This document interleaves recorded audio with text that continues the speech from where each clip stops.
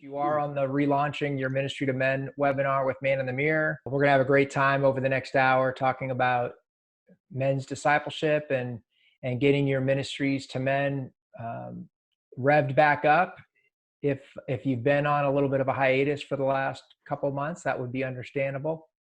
But I'm really excited with the guys that we have on the call tonight with us for Man in the Mirror, and then all of you guys literally from around the world. We know we've got one guy from China so far that I've heard about, and four corners of the U.S. and all over. So it'll be fun to see at the end.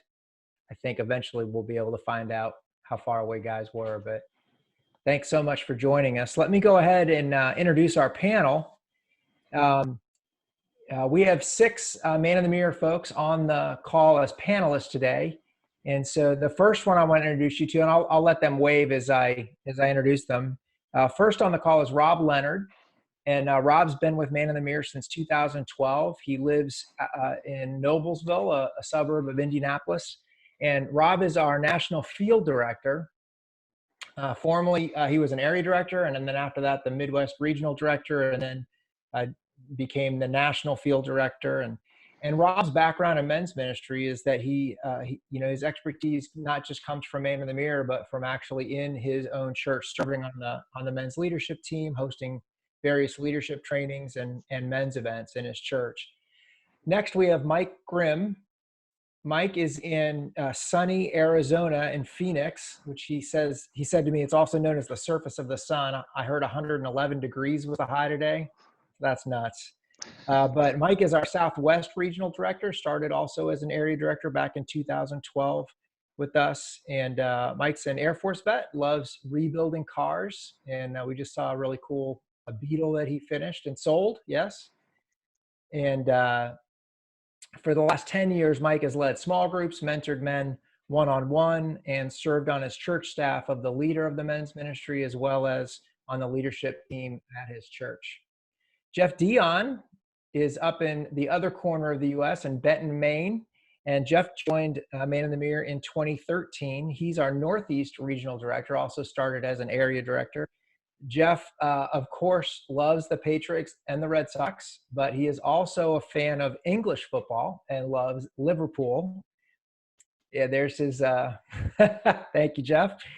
And Jeff's experience includes being on the men's leadership team at his church, being a small group facilitator, and a ton of one-on-one meetings with guys. Brian Richardson is in our Orlando office, and Brian's been with Man in the Mirror since 2014. He lives in Orlando with his wife and two kids, including a newborn. That's why he may look a little tired right now. And Brian's experienced also as a small group leader and on the leadership team, men's leadership team at his church. And then finally, we have Dale Redder. And Dale also lives in Orlando, but he started out as an area director in the Grand Rapids area of Michigan, became the Great Lakes Regional Director for Man in the Mirror, and then a couple of years ago was named the Vice President of Operations, and a heart-wrenching move, left the blizzards of Michigan for the hurricanes of Florida. So we're glad to have you here. And then I'm Brett Clemmer, and I've been with Man in the Mirror since the end of 2000. So I guess I'm the old man in the group, and have also been very active in my church, in the various churches I've been in, but on the men's leadership teams, leading small groups, teaching Bible studies. I'm the president of Man in the Mirror, and also teach the Bible study with Pat on Friday mornings, and mostly online. So that's our team. That's everybody that's on the call with us today. One of the features of this call is that we're going to be able to do some polls throughout the next hour. And so every once in a while, I'll ask Rob to throw a poll up. So Rob, why don't you throw up poll number 1? And the poll will pop up on your screen. And when it pops up, you'll have about a minute to answer it. And then in about a minute, Rob will pull it down, and then I'll ask him, can you all see the results, or can only I see the results? You all can see the results? Good. So you'll see it as it goes. So if you look at this, this is fascinating. Just looking at this now, uh, all the different sizes of churches that we have, and as it's going, it's evening out. I could watch this all night. Uh, well, that's great. So we got 137. Well, all right, Rob, if you want to, you can pull that one down, and let's try one more since they're so good at it. And let's do number two. This next one is about what role do you play in your church with the ministry to men? And you're obviously you're going to have to pick one. We can't. There's no pick all that apply for this. So a lot of regular dudes. That's awesome. Some pastors, welcome pastors. We're so glad that you're joining us. Some deacons and elders and a bunch of men's leaders. This is great. And great, you can go ahead and pull that one down too, Rob. That's fantastic. So we'll just do that every few minutes. I'll ask Rob to throw up another poll, and we'll ask you guys if you can fill that out. So we basically have two questions that we're going to address tonight, and we're going to share some concepts within each of those questions. So the two questions are this: what's the first step that we must take as we're relaunching our ministries to men? What are the first steps that we really need to make sure that we do to set our foundation so that we can move forward? And then after we've talked about that a little bit, our second question that we're going to deal with is how can we get up and running right now? In other words, don't give me plans that I can make 6 months from now or 3 months from now. What could I start doing now to get my ministry to men revved up? So as we think about how we can start, what are some of the first steps that we must take? So Dale, I'm gonna ask you first. What's one of the first steps we must take? Well, I think one of the very first things that that you guys need to consider is assembling your leadership team, having them get back together in person, face to face, seeing each other again.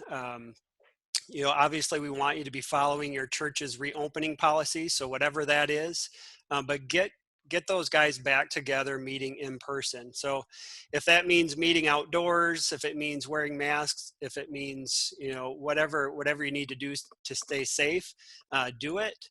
But I would say as soon as possible, get your leadership team back together again in person. I'd say probably 99% of the people, the men in your congregations, are longing for some of that personal contact again. Obviously, your men's leaders are also longing for that. So get the guys back together, if nothing else, just to help encourage each other. The other thing with getting back together is probably now, as much or more than any time other, really need to be intentional as the leadership team, thinking about what are we going to do to provide opportunities for men, discipleship opportunities for men. So get your guys together and then start thinking through those things. So as Yeah. the numbers were coming in, we saw that we've got a lot of men's leaders on the call, some regular guys. So you may be thinking we're in different phases right now. You may be one of the regular guys who say, I don't even have a leadership team. So what do I do if I'm kind of the Lone Ranger guy, but I want to see men discipled in my church? What do I do? So I would really suggest you find another guy in the church who's passionate about discipling men, and just start meeting with him. Start small, build on that. Look for opportunities where you can engage other men in the church in discipleship opportunities and do that. Obviously, we would suggest that you're keeping your pastor in the loop with this. So keep him informed, ask for direction from him. But if you're one of those guys, just get started and start small and build on that. If you're a guy that maybe you have a team, but you haven't really met since the lockdowns started, I'd say now's the time to start meeting. Get your guys together. And if that's over Zoom calls to begin, or if you're comfortable meeting face-to-face now, get your guys back together. And again, if nothing else, just to be re-engaging with each other. And then start thinking about those future opportunities, how we can get guys engaged. And then if Yeah, you've been, go ahead. I was just gonna say, I love what you said, Dale, about just no matter what, just get your guys together. I got a group of guys that I know of. They meet at Starbucks. They bring their lawn chairs. They sit in the parking lot, 6 feet away from each other, with their books out, and it's everybody that's driving by is seeing this group of crazy guys sitting in a parking lot. So Right. I think Yep. that's really good. I think guys are craving that contact with each other. And the first thing we want our leaders to do really is to be building into each other spiritually. You need to become to the men of the church. You need to become to each other what you want the men of the church to become. Right. And this is a great time to get to do that. That's great, Dale. Yep. Thank you so much. Absolutely. Yep. And well, Jeff, what would you say, Jeff Dion up in Maine, what would be the next thing that you would recommend as sort of a first step that you must take? Well, a couple of weeks ago, I was able to meet with my pastor face to face for the first time in a couple of months, and we got to have a sandwich together. And partway through what is a regular monthly meeting for us, he kind of sat back and he said, "This is so refreshing." And I didn't really understand where he was going with it, but he said, all I have been mired in for the past couple of months has been responding to questions of when is this going to, how are we going to do this? What's on the horizon? He said, it's been so refreshing to have a conversation today about vision again. And so it made me realize that pastors, probably just wide scale pastors, are in that same place where they're just tired of the season that they've been in. And so I would recommend that right now, find out the state of mind that your pastor is in. Is he fatigued? Is he feeling that burden of having to respond annually to what's on the horizon? When are we going to reopen and all of that? And then ask him simply, either yourself or as a team, how can I serve you right now? Awesome. Thank you, Jeff. Yeah, it is interesting. No pastor has ever pastored through a pandemic before.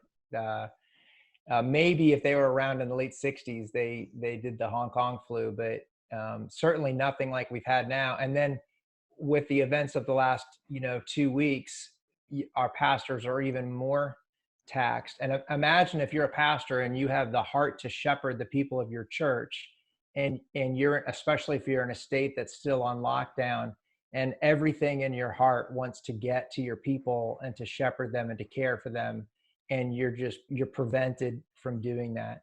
So we love pastors, and really want to always encourage our leaders to serve their pastors, and to be in step with their pastor everywhere they go. Don't go in a different direction than what your pastor wants for the men in your church.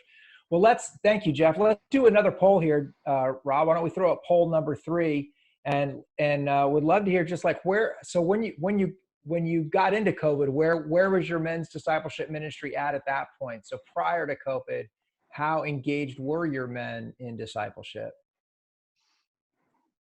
And man, it's fun to watch these come in. This is great. So a lot of sort of a bell curve. This looks like, right? Um, right in the middle seems to be the center of the bell curve here. Awesome. We'll give about 5 more seconds, and then Rod, go ahead and take it down. All right. Wow, look at that. That's almost a perfect bell curve.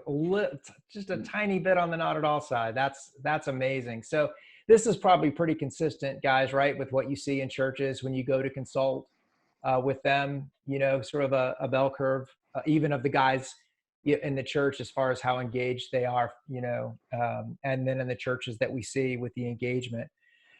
Well, Rob, if I could get you to take a minute from your moderating. By the way, Rob is moderating the Zoom call. Brian Richardson is moderating the Facebook Live. We're on Facebook Live and on the Zoom call.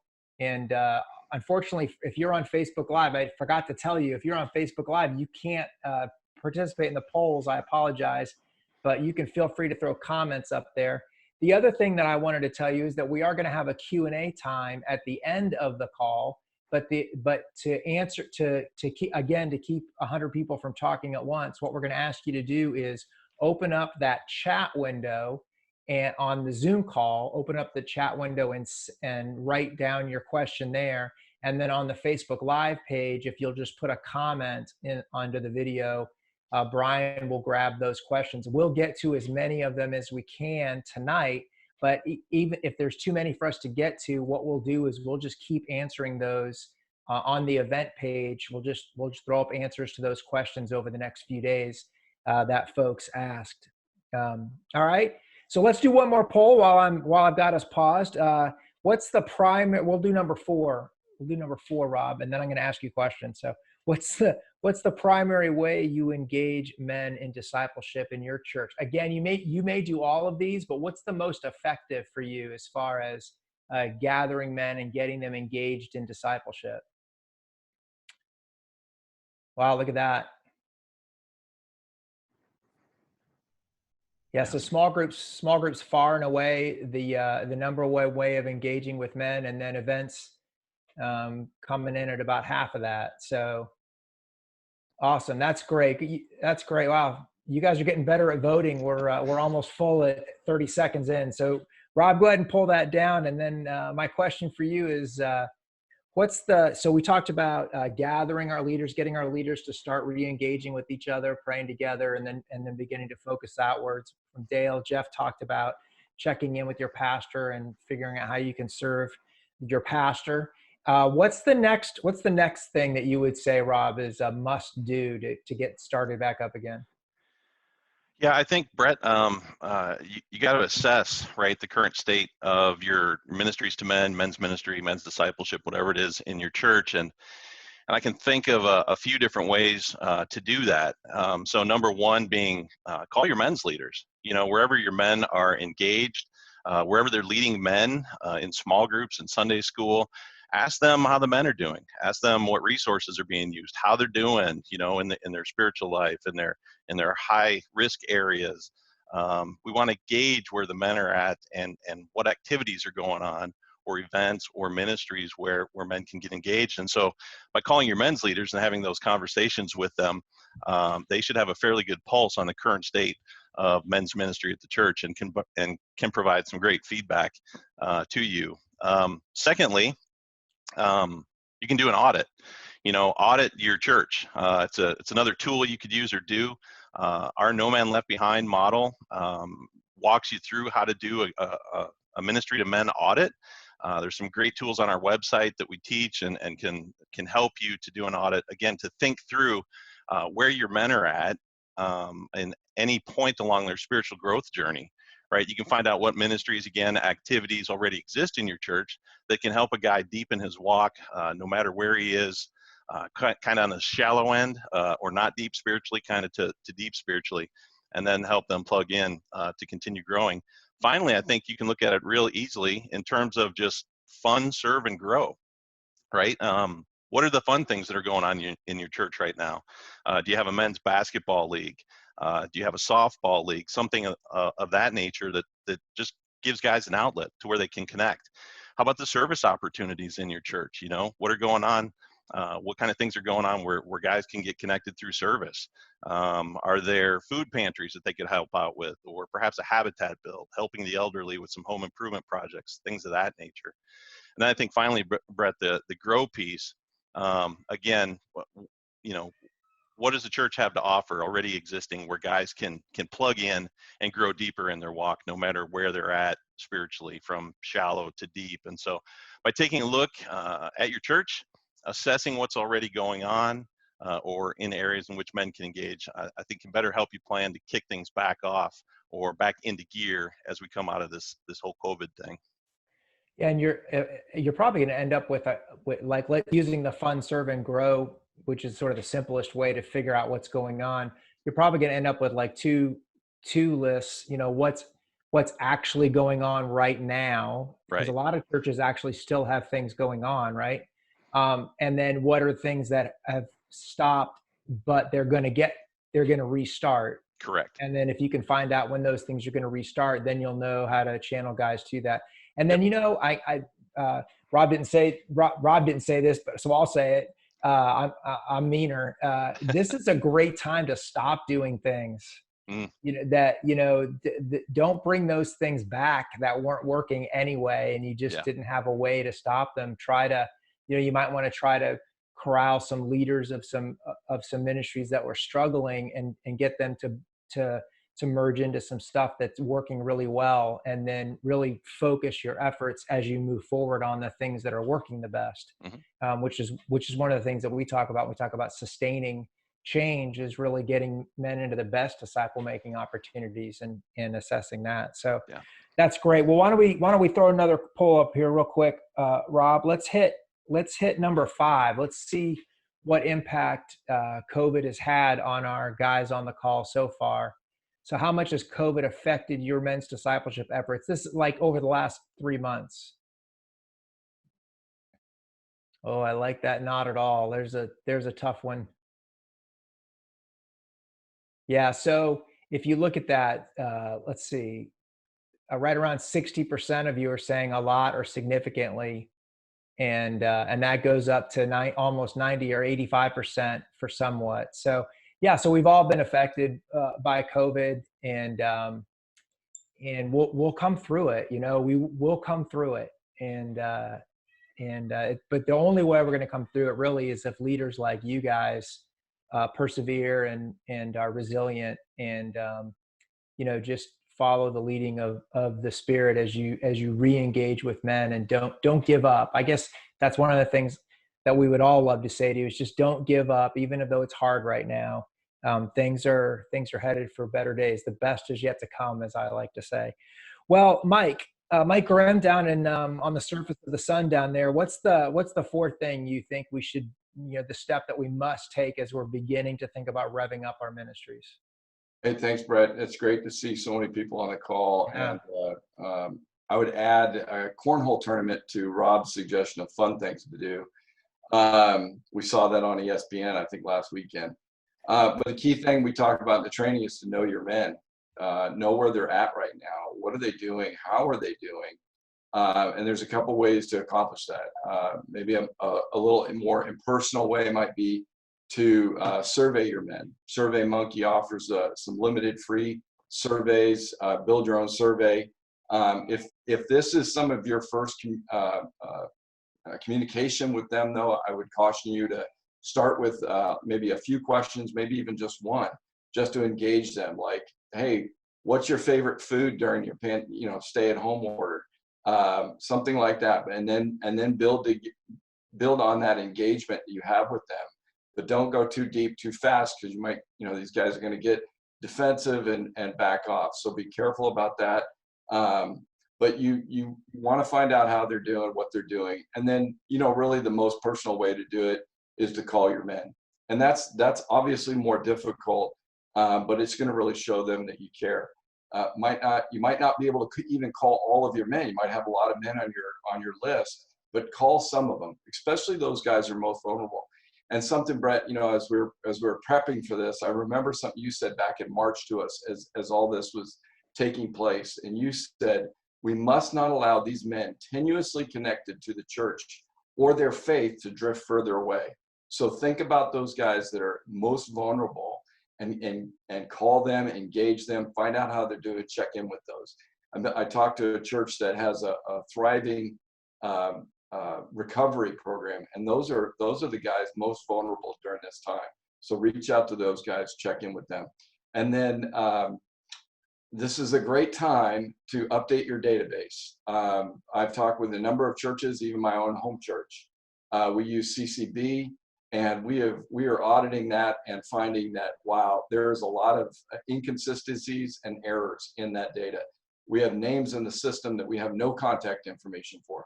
So this is a great time to update that and find out who is really in your ministry to men by seeing if you have any names and numbers, and if those guys are if those numbers are correct.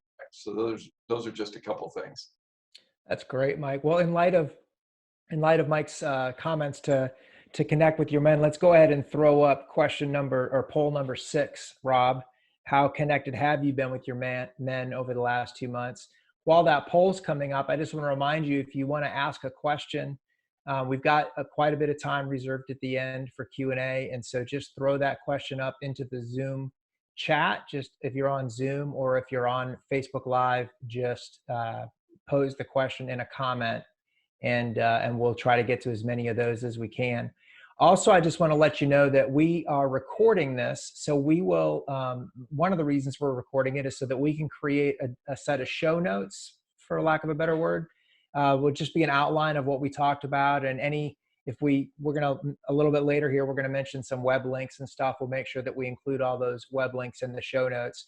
And then also we'll be releasing the video for folks to watch down the line here if you want to come back and review it or share it with somebody that could benefit from the information that we're sharing tonight. So we talked about what are the steps you must take. We talked about 4 steps, which was gathering your leaders, checking in with your pastor, assessing the state of your ministry to men right now, and then knowing your men, contacting or recontacting your men and figuring out where they are. And I love especially what you said, Mike, about really reaching out to the vulnerable guys. And I would say it's not just the vulnerable as far as their faith being tenuous, but it might be the guys who are struggling. If you know guys that are struggling in their marriage, guys that are struggling with addictions issues, guys that may have lost their jobs, those are the guys that we really need to connect with and be the church for those guys. And then rally your more mature men around those guys that are struggling. And that's a great picture of how the church works best, especially how ministry to men works the best. All right, so let's move on to our second question. I'm going to sort of open this up to the panel a little bit, just to free for all a little bit. So, what can we do to get up and running right now? Like not planning for a distance. If you're like, what could I do? Or what do I need to think about as I'm really getting going right now? So I'll let Jeff kick it off, and then I'll let you guys just take it from there. Sure. One of the things I think is very important is to know your church. Right now, you may or may not be part of the leadership team decision-making process and how your church is going to, kind of gradually go through this process. The church is now, to find out how you can come alongside that and not conflict with it. I was thinking about this, and really you want to make sure that your ministry is in concert with what your church is doing and not in conflict with what your church is doing. So even though there may be what we call ministry silos, where different ministries don't necessarily communicate well with one another, the opportunity that's available right now is to begin to break those silos down. You may be the one to bridge the gaps between ministries by fostering better communication from ministry to ministry, to make sure, again, that you're all agreeing that you're in concert and not in conflict, and making sure with your pastor, again, and your leadership team that is the case, and that you want to make sure they understand that's your objective, is to make sure everybody's on the same page. That's excellent. I would say we do, write everything in pencil. Be flexible. We just had my leadership team at my church, we just met Monday night, and we had more questions than we had answers. But we're planning for the fall. We're talking about what we can do right now. But everything it's flexible. It's flexibility. Plan it now, but expect those plans to change and be ready for that. Yeah, that's great, Mike. I would agree for plan now. Some of you guys may be thinking about fall plans already at this point. And if you are, that's great. That's great that you're thinking that far ahead. You're probably farther ahead now this year than what you typically would be at this time of the year. So keep that up. Keep thinking about the future and opportunities that you can offer for the guys. And then the other thing that I would say would be, don't surrender the summer. If there's an opportunity for you to engage the guys, I'd be looking to do that this year, maybe more than ever. With guys being isolated for the last few months, they may be more interested in getting together with groups over the summer than what they typically are. So don't miss out an opportunity to get them together. Again, maybe just for social type of events, but also to challenge them. Look for some small or some short-term small group type material that you can help direct conversations with your guys, get them talking to each other, but don't surrender the summer. Take advantage of the time that we'll have this summer. That's really good, Dale. Thank you, and Mike and Jeff. Rob, why don't we throw up one more poll, number 7, and this is just to give us an idea, like what are you guys thinking right now as far as when you plan on starting your ministry back up again? Maybe some of you never stopped. You've just kept everything going, but in general, where do you think you're at as far as getting things going again? And oh, I love seeing that. Look at that. 30% of the guys never stopped. That's fantastic. And another third are getting ready to go now. So that, 65% of you are, within the next 30 days, either already or going to be discipling or revving up your discipleship ministries to men. That's fantastic. This is good for us to know too. So yeah, and you guys that are on the no concrete timetable, we really get it. It's funny. We got an area director in Washington State, which they are on lockdown still. They have a 4-phase thing, and he told me they're not even out of phase 1 yet. In Florida, where some of us are, I mean, they're practically encouraging us to go on double dates with strangers. I mean, we've really opened up. Restaurants are open at 50%, and the Universal Studios opened up this week, and Disney's opening up in a few weeks. So you're just gonna have to sort of go by the guidelines of the region that you're in. So that's great. Well, we have Brian Richardson on the call with us, and I'm real excited to have Brian. So Brian is our resource and training coordinator, and so all of the No Man Left Behind training, the Books by the Box, all the resources that we offer, Brian is responsible for those. And so Brian, maybe you could share a couple of tools that guys could get right now to do ministry in their church. Absolutely. It's nice to see that you guys are already thinking about 30 days from now, getting started again. So let me get super practical. I'm going to share my screen here and give you guys some real simple things you could do even right now this next week to get started. If you don't have something going on already, or you're looking for ways to get started again, let me share my screen here and show you what I'm talking about here. All right, can you guys all see that? Great. So this is, if you want to find this page, you can go to maninthemilror.org/relaunching. And basically, we've kind of boiled down some of our resources to a real simple page to help you think about some things you could be using right now. So I'm going to talk about 3 of those real quickly here. The first one is the Man in the Mirror Bible Study. And I'm sure a lot of you on this call are already part of a video Bible study through Man in the Mirror. And the website is mimbiblestudy.com or .org.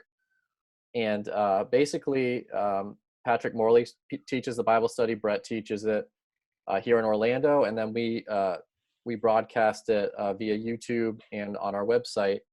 And you can take groups through that. It's a great, easy, free resource you can use with downloadable outlines and discussion questions. So that's one thing you can use. And the current series we've been going through is Walking with God in a Pandemic. It's been a great series talking about some real practical things and things your guys are dealing with right now. That's super down to earth and useful. Second thing, we launched this right as COVID was kind of ramping up, right in the middle of it. And if you guys are familiar with our Go Jumpstart Your Ministry to Men, some of you guys might have used that. This is a 4-week video study from that resource. And what we did is we made it completely online, and you can it's a course. So you sign up and then you go through a course for 4 weeks, and you can do it. You sign up your guys, and then you can do it via Zoom with a group. Real inexpensive. It's as little as $8 if you have a group of 10, $8 a man. They can sign up, get those videos. Brett, Pat Morley, Pete Alwinson, and then a pastor named Colin Outerbridge teach those those, and it's a great study to do. And then finally, we have The Christian Man in the Books by the Box program. And The Christian Man is Patrick Morley's newest book. It's a great resource that we've gotten a lot of awesome feedback from guys that have used it as either a small group or as a mentoring guide. And now we offer that in the Books by the Box program. So it's less than $3 a book. You can get it, and you can give it out. We have Father's Day coming up, and that's a great resource to give out to your men if you're meeting with them, or even if you're not, you could deliver them to your men and use that as a small group resource. And there's discussion questions in the book. So that's the third resource I would recommend that you could use right now. And do you guys have any comments you guys wanted to talk about those things? Well, I can say that I was in a group with Thursday evening group. Matter of fact, we're going to meet here in a little while. That we were wrapping up. We were in week 5 of Rock Solid Men resource that we have. And as we transitioned to online, we decided to start using the Man in the Mirror Bible Study. And so the guys were watching it on their own, and then we'd get on the call using Zoom and just talk through the study that way. Great free resource. But you can also share the video, play the video through Zoom. But it is a tremendous resource. And then I've got at least 2, if not 3 groups getting ready to start using the Christian Man book, and then the resource that comes with it, the mentoring guide. So, but tremendous resource. Yeah, he's referring. There's a free coaching guide that you can get off our website, downloadable, and it's perfectly free, and it's a companion piece to the book. That's a great way to take a guy one-on-one through the book. Yeah, and I'll speak to that real quick. At the Man in the Mirror Bible Study, we actually recruited guys. We have about 100 guys that meet every Friday morning, well, they did until 3 months ago. Now those groups are actually meeting on Zoom, and I will tell you this interesting thing. Across all of we have 16 table leaders, and half of them said their groups have stayed about the same. One group got smaller when they went to Zoom, but all of the rest of the groups got bigger when they went to Zoom. And so we have a few tables. I'm not sure they're going to come back when we go live again, because they're really enjoying doing it on Zoom, and they actually talk for longer because they're watching the video on their own and then having an hour discussion instead of being in the Bible study for an hour, and half of it is teaching. But out of the Bible study, then we recruited guys that wanted to be mentors and really challenged our guys. And 14 guys out of the 100 stepped up to be mentors. We took them through a little half day, more like a pep rally than a training, just to tell them you can do this. Mentoring is not hard. It's really just takes a willing heart. And then we just invited anybody at the Bible study that wanted a mentor. And wouldn't you know it, 14 guys exactly said that they wanted a mentor. So I was one of the guys that mentored somebody. I took a young man through the guide. It's 10 sessions. We met for like 15 weeks to get through it because he had so much that he wanted to talk about. And we're done with that, but we're still talking regularly. And like Brian said, it's a free the mentoring guide. We call it a coaching guide, is a free download. And so you can buy the books for your men. Father's Day is a great time to distribute them. And literally on the inside cover of the book is all the information about how to download the mentoring guide. So I would really encourage you to think about that. And Brian, there's something at the top of our website, right? I was just going to mention one more thing about the resources that we were talking about. The Go Online study, if you're just wondering what's the difference between the Bible study, the Man in the Mirror Bible study, and the Go study.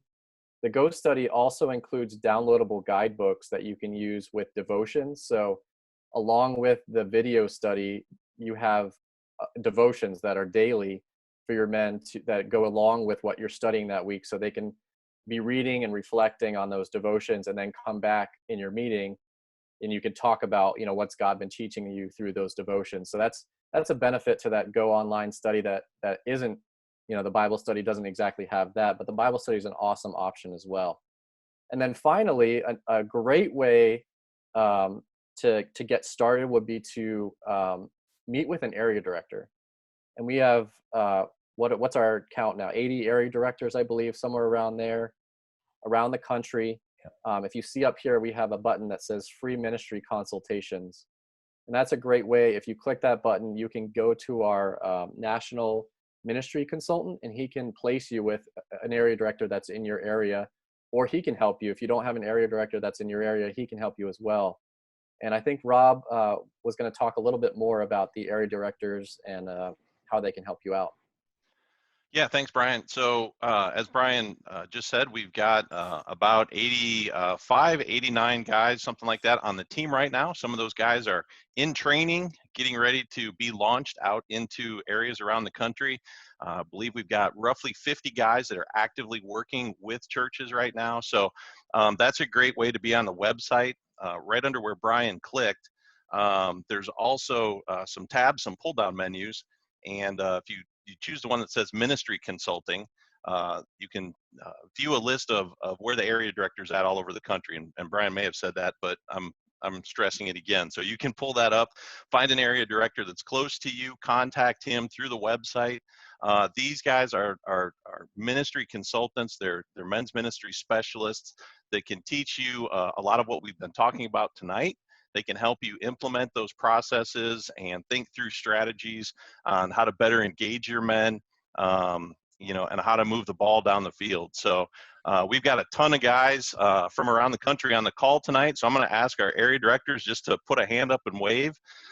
Maybe on the page that you're on, you'll see a couple of our area directors who have joined us. So guys, please engage with our area directors. They are boots on the ground, here to help you, here to serve you guys, and help you accomplish your goals for men's ministry, for men's discipleship. And Rob, what do they cost for a church to use an area director? They are free. No cost. No cost. Free. Yeah, that's Yep. awesome. So these guys, I just want to also, these guys are out there. This is their calling, and so they're raising their own support from the people in their community, and so that they can come in and be a free resource to you. And we're training their pants off. I mean, we are really, these guys will nod their heads at how much training they go through. And we really want them to be well equipped to help church leaders disciple men. So that's kind of a few things that we wanted to share with you. So what I'd love to do is maybe Brian and Rob can go back and forth. Brian's been looking at questions on Facebook, and Rob's been looking at them on Zoom. And whoever wants to throw a question out there first, we will we'll go for it. So Rob. Yeah. From, looks like John, forgive me if I've mispronounced your last name, Zatarsky. He says, in the hot Arizona summer, regular Bible studies do not meet each week and take days off due to holidays, Memorial Day, 4th of July, etc. So how can we connect when everyone goes to their summer places or on vacation? Oh, that's a great question. Let's ask our Arizona regional director what he would say to that. Well, we found that guys are in our Thursday morning group. One guy's in Minnesota right now. Another guy's been to California. He's got a place there. So we use Zoom to keep guys connected. I mean, you've got Facebook now that's opened up the technology there. But just as best you can, there's text groups, there's a group me, all kinds of different ways to do it. And but it is difficult. I would say, if you're going to use one of the resources that we've proposed here today, or there's plenty of other stuff too, have them watch it on their own and then get on a phone call or a video call. It just seems better to do a video call. You get to see the guy's face and see him react. And when we first started our Zoom calls, the guys, there was a lot of uncomfortableness in these guys. They weren't too sure about it. But once we, if anything, it has deepened our relationship with each other, our care for each other, prayers. And it's just, I look forward to those. For one thing, I don't have to drive and get up and drive to the meeting. But every morning, we meet at 6 o'clock in the morning, and it's a real blessing to me. Yeah, I think these last 3 months are going to end up actually being a huge blessing in terms of helping people think differently than they've always thought before, being willing to use the technology. My 88-year-old mom has figured out how to FaceTime with me on her iPhone. And so we've seen in our Bible study on Friday morning Bible study, when the table leaders went to Zoom, we had a couple tables leaders that said, well, most of the guys at my table are older. They don't get the technology. And Pat and I both just said, no, they need to be connected, try. And every single group, and we got guys, from their 20s to their 90s in the Bible study, and they'll figure it out. They want to be connected. They'll figure it out. Brian, you got one from Facebook for us? Yep, from Facebook land, we have James Michael Whitehead. He says, my wife and I attended a church in Winter Haven, Florida. Go Florida. And during COVID, and it never closed. Why did churches let the government do that? And what should we do about it? Awesome. Next question. Just kidding. Every church leadership team had to make their own decision about what they felt safe and comfortable doing and how they felt it was best to serve their congregations. I think this is me talking, but I think again, kind of the willingness of people to embrace technology thwarted the plans of the evil one to keep us from being connected during this time. And that the church I would say, I'm a little bit of an optimist, but I would say the church rose up and overcame that obstacle. And we're hearing, guys, if you're hearing this, I'm hearing story after story of churches saying, well, we had 200 on Sunday morning, but 400 people are watching our services every weekend. And so then I think that's creating an immense thirst, so that when the church opens back up again, I'm hoping, and we should all pray that those people then flood back in. And, the folks that used to say, yeah, I go to that church, and it meant they went, every month, once a month religiously, and on Christmas and Easter, now maybe they'll say, you know what, I really need that connection, and they'll get back in the church and get engaged. And then us as men, if I could encourage you, as your church opens up, if you see unfamiliar faces, man, go get them, go connect with those guys. Find your extroverts in your men's groups and get those guys on a team to just go and meet guys and introduce themselves and introduce them to other guys. Do you guys want to add anything to that, or? All right, Rob, you got another one for us, or should I go back to Brian? Yes, either way. Well, go ahead. I got one. Let me get back to my page here. So from Rich Gorecki, any different suggestions for a church of less than 200 with a small men's group? Seems like most of the comments were geared to medium or larger churches. Great. Who wants to jump on? I know you guys work with a lot of small churches. Well, I'm working on updating our statistics of men's ministry, and I think the number is like 60. I'm trying to remember, the 67% of churches in America are 500 people or less. So we work with a lot of churches that are smaller. So these things are the same. I met with a pastor last week who he's finding a church building, and he's got a church of less than 100. So we want to help them disciple those men, and then those men will then, because of God's love in them, will reach out to others and bring them in. So yeah, and really, go ahead, Jeff. If I could just add to what Mike said, I think the smaller the churches, I think the easier this task becomes. But if you've never done this, I think evaluate your roster of men. Whether it's yourself or your team, ideally a team can compare notes. Go through the list of men and say, what do you know about each one of these guys? And just answer this question for each one, yes or no. Is this a guy that we've seen evidence that he is willing to get involved in the lives of other men? So you've got the yeses and the nos. The ones that are the yeses, those are the guys who you're likely to be your most key ministry allies. So, go through that exercise now if you never have. Again, the smaller number of guys in your church, the easier that becomes. And then go after those guys who are the yeses and ask them to help you. Ask them to help, your key allies. Dale, you got your mute off, so I'm assuming you have something. I was going to say something, and Jeff jumped in front of me. No, I was just going to agree that, smaller churches, sometimes it feels like it's more difficult with smaller churches, but in some ways, it may be easier when you when you take the pressure off yourself. So start small, find a guy who's passionate about discipleship like you are, and start meeting together. And it's contagious. The other guys in the congregation will see that you guys have something different than they do.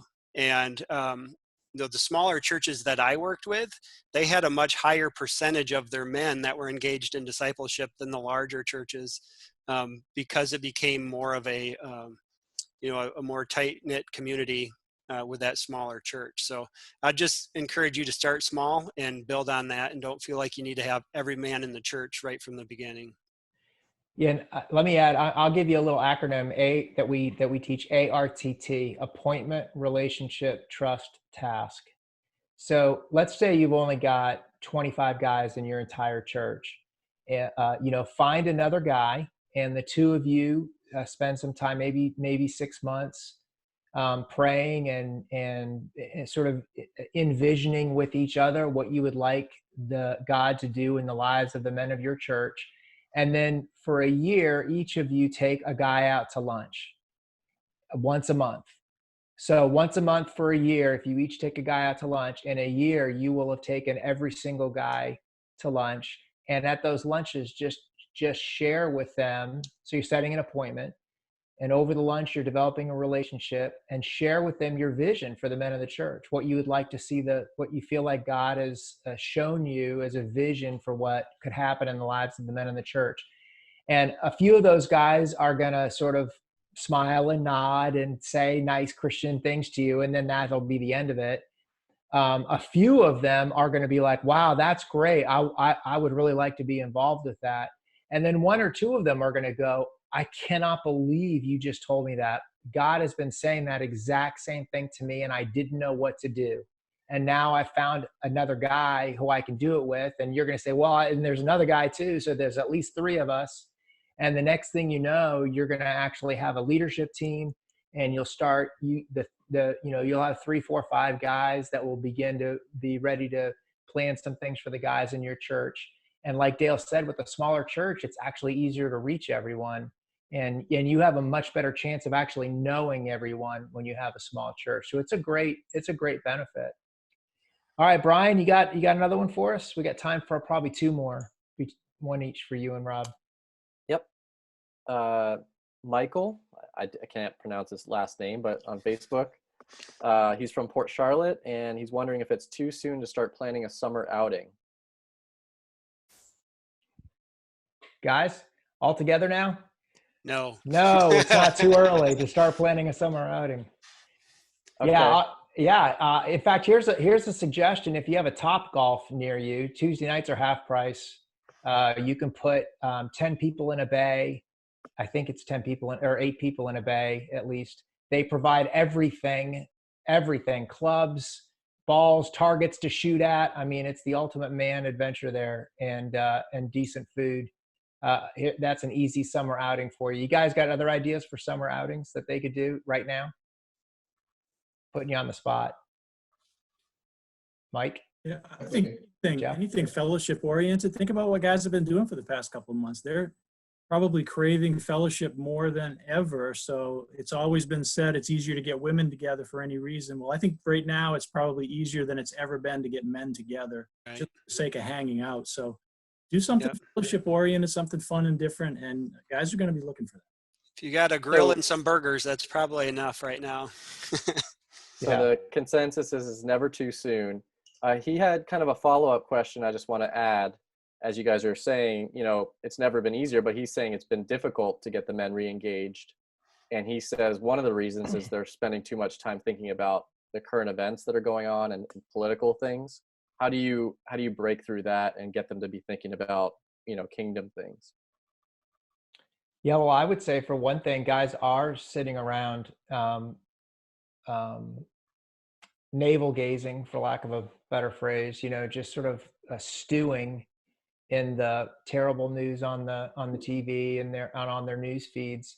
And what they really need to do is get around some other Christian guys and stop focusing on on the negative side of things, on the difficulties, and focus on the fact that we're all made in the image of Christ. And if we can help men, the one of the answers to the problems that we're going through right now is to help people find their identity, not in their job or in their bank account or in their skin color, but find their identity in Christ. Find their identity as sons of the Most High God, as brothers and co-heirs with Jesus, who called us his friends and his brothers. And when people start finding their identity there, and they look around and they see other men who also have their identity there, it doesn't matter what they look like or how much money they make or what their marital status is or job status is. The most important thing about us is that we share a common faith in Christ. And that would be a great place to start. You know, you could do a book study too. If guys really want to get into this issue, instead of stewing about it, they could learn about it. And I'll give you a book title, One Blood by John Perkins, who's a civil rights activist and a pastor, has written a wonderful, easy to read book that a group of guys that were really concerned about this issue could get together and just read together. It's not no discussion questions or anything. Just read a chapter and talk about it and see what it does in your heart. So there's my suggestion there. Rob, you got one more for us? Make it an easy one. I'm looking. Let's see. Yeah, we already kind of covered that. I've got one if you don't. Yeah, go ahead, Brian. Yeah, jump in, Brian. Yeah, so Mark on Facebook says he's having issues with getting his pastor to back up the men's ministry. He doesn't know what to do. He doesn't have his support. He's praying for God's direction. This is a small church. Yeah, Dale, you want to jump on that one? I would, but I got distracted for a second, Oh. and I didn't hear the whole question. That's Sorry, okay. So, getting your pastor support. How do you get your pastor support, especially in a small church? Yeah, I think that it really comes down to the same thing that we talk about with all discipleship. It's relationship. So if you don't have a close relationship with your pastor right now, it's a great time to start building that relationship with him. I think Mike mentioned it earlier, you know, what are we doing, or Jeff, one of the other guys tonight, what are we doing to help support our pastor during this time? It would be a great time for him just to ask the pastor, how can I help support you in what you're doing? And continue to build a closer relationship with him and then build on that. But like everything else with discipleship, it comes down to our relationships with each other. Awesome. Thanks, Dale. Well, Rob, can we throw up poll number 9? We can. We're going to throw up poll number 9. This is a little bit like how we just want to know, was this helpful to you? Or we want to make these as helpful as possible. And there you go. Good stuff. That's fantastic. Well, we got a bell curve again. And Brett, should we mention that we're going to plan on doing some more of these? Yeah. So our goal is to do one of these a month, at least for the next couple of months, as more and more states are opening and more churches are opening. They won't be identical. We've got actually, I don't know if we covered 2 questions today, 4 points in each question. We got 6 questions, so we'll probably cover 2 questions per call. And thanks, guys. That's great. You can close that. And I want to just show you one more thing. It's literally our newest thing that's come out, and then I'm going to pray for us. But I'm going to share my screen here, and so this is a guys, tell me you are seeing the Master Series, right? Okay, good. So this is our newest offering, and it starts next week. And this is an 8-week class that we're offering, really sort of oriented towards guys that may be struggling right now. And this is our faculty, a really an all-star lineup here. Chuck Bentley with Crown is going to talk about finances. We have a head of a counseling program here to talk about marriage. All Pro Dads, BJ Foster that runs All Pro Dads, works with Tony Dungy, is going to talk about fathering. Andrew Bauman, who's a PhD and an expert on helping guys overcome addictive habits. Mental health, spiritual health, physical health. We got Ryan Glower is also an University of Georgia linebacker. And then Jason Cook is going to talk about reaching out and serving others. So if you go to manonthemirror.org/master series, you can see that. And I want to let you know that I'm going to give you a code that you can use. And the code that you can use to get half off is Bentley. It's the name of the first speaker. Use the name Bentley and use that if you want to sign up for that, and it'll give you half off of that. All right. Well, let me pray for us if I could, or actually, one of you guys want to pray for us? We got a bunch of superstars on the phone, so I'll pray. That'd be great, Mike. Thanks. Well, Father God, we just thank you for these men on the call, brothers in Christ who share this passion to see men discipled, to see men surrendered heart to Christ, to allow Christ to live in and through them. So God, we hope that tonight is an encouragement, but really for your glory, God. We want to further your kingdom. So Lord, give these men wisdom.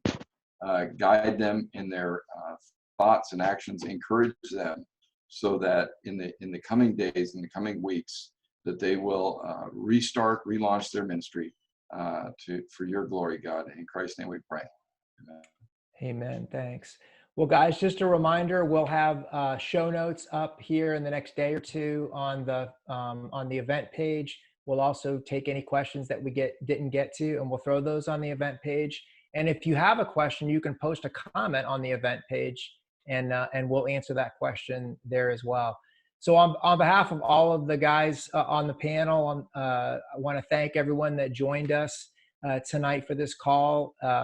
And on behalf of everybody on the call, I want to thank the panel. Guys, thank you for taking the time and sharing your expertise. And as we move forward in these, we'll have different guys from our team joining us as well. And we're really excited about what God's doing in the church. Revival is coming, I believe, and this time it's not going to start I don't